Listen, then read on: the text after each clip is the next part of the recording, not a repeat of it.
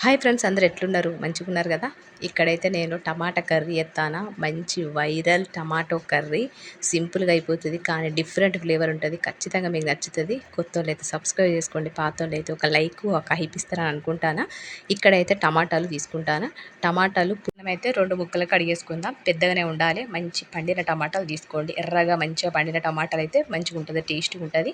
మనం ఎప్పుడు గాని టమాటా కర్రీ అంటే మామూలుగా ఉల్లిపాయలేసి, టమాటాలేసి వండుతాం కదా, అట్లా కాకుండా డిఫరెంట్‌గా చేత్తానా. ఖచ్చితంగా మీరు రెసిపీ నచ్చుతది.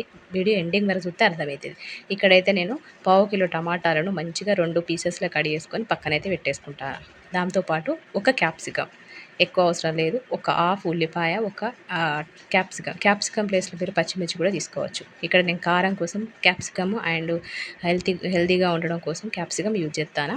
ఇక్కడైతే ఒక క్యాప్సికమ్ చిన్నగా ముక్కలు కడిగేసుకొని మనమైతే పెట్టుకోవాలి పక్కన. మీకు ఒకవేళ క్యాప్సికమ్ లేకపోతే పచ్చిమిర్చి కూడా కడిగేసుకొని పెట్టుకోవచ్చు. ఈ విధంగా క్యాప్సికమ్, పచ్చిమిర్చి కూడా 2 కూడా తీసుకొని పక్కనైతే కడిగేసుకొని పెట్టుకోండి. ఆ తర్వాత ఒక్క ఉల్లిపాయ మాత్రమే, ఉల్లిపాయను కూడా సన్నగా కడిగేసుకొని పెట్టుకుందాం. ఈ విధంగా కడిగేసుకున్న క్యాప్సికమ్‌ను కూడా ఇందులోనే యాడ్ చేద్దాం. ఎక్కువ గిన్నెలు పడయి, మనకు ఎక్కువ పని కూడా పడది. సింపుల్‌గా అయిపోతది. కానీ టేస్టీగా ఉంటది. వేడి వేడి అన్నంలో నెయ్యేసుకొని ఈ టమాటా ఎగ్ కర్రీ తింటే మాత్రం సూపర్ టేస్టీగా ఉంటది. ఇక్కడైతే హాఫ్ ఉల్లిపాయ మాత్రమే తీసుకున్నా. మంచిగా సన్నగా అయితే ముక్కలు కడిగేసుకొని పక్కన పెట్టేసుకోవాలి. మనకి ఎక్కువ ఇంగ్రీడియంట్స్ అవసరం లేదు. సింపుల్‌గా 2 ఇంగ్రీడియంట్స్, ఒక టమాటా, ఒక ఉల్లిపాయతోనే అయిపోతది టమాటా కర్రీ. ఈ విధంగా ఉల్లిపాయలన్నీ కూడా మంచిగా సన్నగా కడిగేసుకొని పెట్టుకున్నా. ఆ తర్వాత మంచి ఒక ఐరన్ ప్యాన్ అయితే తీసుకున్నా. ఐరన్ ప్యాన్‌లో ఆయిల్ అయితే ఎక్కువ వేసుకుందాం. ఆయిల్ బాగా వేసుకున్న తర్వాత కొద్దిగా ఆయిల్ వేడైన తర్వాత మనం కడిగేసుకున్న టమాటాలు ఉన్నాయి కదా, అవన్నీ కూడా ఇందులో వేసుకుందాం. ఈ విధంగా టమాటాలు కూడా మంచిగా మగ్గిపోవాలి. లో ఫ్లేమ్‌లో 5-15 నిమిషాల లోపు మనకైతే ఈ టమాటాలు మంచిగా మగ్గిపోతాయి. ఈ విధంగా కడిగేసుకున్న టమాటాలన్నీ కూడా మనమైతే ఈ విధంగా అమర్చుకోవాలి. ఆ తర్వాత మనం కడిగేసుకున్న పచ్చిమిర్చి, క్యాప్సికమ్ ఉన్నాయి కదా, అవి కూడా ఇందులోనే పెట్టేసుకొని మంచిగా ఉడకనియాలి. ఈ విధంగా అరేంజ్ చేసుకొని పెట్టుకోండి. ఆ తర్వాత మనం సన్నగా కడిగేసుకున్న క్యాప్సికమ్, సన్నగా కడిగేసుకున్న ఉల్లిపాయలు అన్నీ కూడా ఇందులోనే వేసుకోవాలి. ఈ విధంగా మనమైతే క్యాప్సికమ్ కూడా వేసేసుకొని మంచిగా ఉడకబెట్టాలి ఒక 15 నిమిషాలు లో ఫ్లేమ్ మీద. ఇక్కడ నేను సన్నగా కడిగేసుకునే క్యాప్సికమ్ ప్లేస్‌లో మీరు పచ్చిమిర్చి కూడా వేసుకోవచ్చు. తర్వాత మీరు ఇందులో కొద్దిగా ఉప్పు, అంటే టమాటాలు సరిపడా, క్యాప్సికమ్, ఆ ఆనియన్‌కి సరిపడా ఉప్పు వేసుకొని మంచిగా మూత పెట్టుకొని 15 నిమిషాలు మంచిగా మగ్గనియాలి. టమాటాలు మగ్గిన తర్వాత మనకైతే వాటి పొట్టయితే వస్తది. అది మీకు 15 నిమిషాల తర్వాత చూపిస్తా మీకైతే. ఇక్కడైతే 15 నిమిషాలు అయిపోయింది. ఇక్కడైతే మంచిగా మగ్గిపోయినాయి టమాటాలు. మీకు చూపిస్తాను చూడండి. ఇట్లా టమాటాలు మంచిగా పొట్టయితే రావాలి, అంటే వాటి స్కిన్ మంచిగా రావాలి. ఇవి టమాటాలు ఉన్న ఈ పొట్టంతా తీసేద్దాం. తీసేసిన తర్వాత మీకైతే రెసిపీ చూపిస్తా. ఇక్కడనే మనకు రెసిపీ అనేది స్టార్ట్ అవుతుంది. ఇక్కడ మనకు పోపేయాల్సిన అవసరం లేదు, ఏమీ లేదు. కానీ టేస్ట్ వైజ్ మాత్రం సూపర్ టేస్టీగా ఉంటుంది. ఈ విధంగా మొత్తం టమాటాలు మగ్గిన తర్వాత వాటి పొట్టు మొత్తం తీసేసి మంచిగా స్మాష్ చేసుకోవాలి. పప్పు చెక్కతో కానీ, లేకపోతే ఆలు స్మాష్ చేస్తాం కదా, దాంతో కానీ, లేదా స్పాచులాతో కానీ, ఈ విధంగా ఫోక్‌తో కానీ మంచిగా స్మాష్ చేసుకోవాలి. మనకైతే మంచిగా మగ్గిపోయినాయి కాబట్టి మంచిగా స్మాష్ అయిపోతాయి. ఈ విధంగా మొత్తం కూడా టమాటాలు, ఉల్లిపాయలు, క్యాప్సికమ్ అన్నీ కూడా మంచిగా స్మాష్ అయిపోయి మంచి థిక్ గ్రేవీ లాగా రెడీ అయిపోతుంది మనకి గ్రేవీ అయితే ఈ టమాటో కర్రీ. ఈ విధంగా మొత్తం కూడా రెడీ చేసుకొని పెట్టుకుందాము. మా పిల్లలు మాత్రం మస్తు ఎంజాయ్ చేస్తూ తిన్నారు. మస్తు నచ్చింది. ఈ విధంగా మొత్తం పొట్టు తీసేసి మంచిగా స్మాష్ చేసుకోవాలి. ఇప్పుడు మనం ఇలా ఉప్పు కారాలు తీసుకుందాం. ఇంతవరకైతే నేను ఉప్పు కారాలు ఏమి వేసుకోలేదు. కొద్దిగా ఉప్పు మాత్రమే వేసుకున్నా. ఇప్పుడు వీటికి సరిపడా ఉప్పు కారాలు వేసుకుందాం.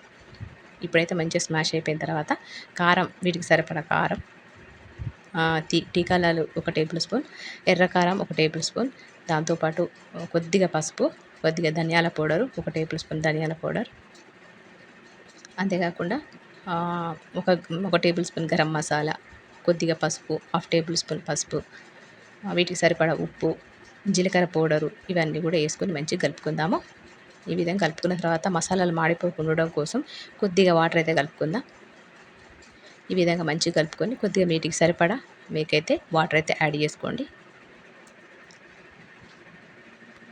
ఇక్కడైతే నేను వాటర్ అయితే యాడ్ చేస్తాను. ఒక చిన్న గ్లాస్ వాటర్ అయితే యాడ్ చేద్దాం. ఎందుకంటే కొద్దిగా మసాలాలు మాడిపోకుండా ఉండడం కోసం, కొంచెం థిక్కు గ్రేవీ రావడం కోసం ఈ విధంగా కలిపేసుకొని మూత అయితే పెట్టేసుకుందాం 2-3 నిమిషాలు. కొద్దిగా ఆయిల్ మీదికి వచ్చిన తర్వాత నెక్స్ట్ ప్రాసెస్లోకి అయితే వెళ్ళిపోదాం. ఇక్కడైతే నేను మూత పెట్టేసుకొని 2-3 నిమిషాలు మూత పెట్టేస్తున్నా. ఇక్కడైతే ఆయిల్ అయితే మంచిగా మీదికి వచ్చింది. ఈ ఆయిల్ మీదికి వచ్చిన తర్వాత మనమైతే ఇక్కడ నేను 3 కోడిగుడ్లు మాత్రమే వేసుకుంటాను. మీకు ఇష్టం ఉంటే 5 కోడిగుడ్లు వేసుకోవచ్చు. దాన్ని బట్టి మీరు టమాటాలు అయితే యాడ్ చేసుకోండి. ఇక్కడ 3 కోడిగుడ్లు వేసుకుంటున్నా. ఈ విధంగా మంచిగా కోడిగుడ్లు వేసుకున్న తర్వాత వాటిని మాత్రం స్మాష్ చేయొద్దు. అట్లనే పెట్టేసి మనం మూత అయితే పెట్టాలి. ఇక్కడైతే నేను 3 ఎగ్స్ మాత్రమే వేసుకుంటాను. ఈ విధంగా మనము ఎన్ని కావాలో అన్ని ఎగ్స్ అయితే కొట్టేసుకొని మనమైతే వీటిని ఏం కదపకుండా మూత అయితే పెట్టేసేయాలి. ఇక్కడ పోపు పెట్టాల్సిన అవసరం లేదు, ఏమీ లేకుండా సింపుల్గా అయిపోతుంది. కానీ టేస్ట్ వైజ్ మస్తు టేస్టీగా ఉంటుంది. ఖచ్చితంగా ట్రై చేయండి.